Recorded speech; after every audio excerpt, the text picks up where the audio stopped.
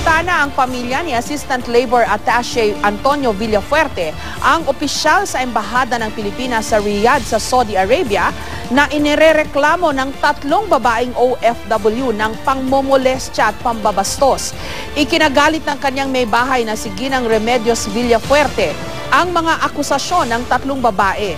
Anya, maigi raw na pumunta ng Saudi Arabia ang mga nais mag-imbestiga para malaman ang pagkatao ng mga nag-aakusa sa kanyang mister.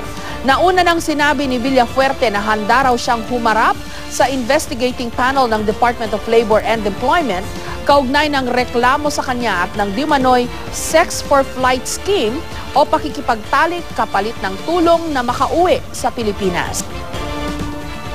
Galit na galit ako. Galit na galit.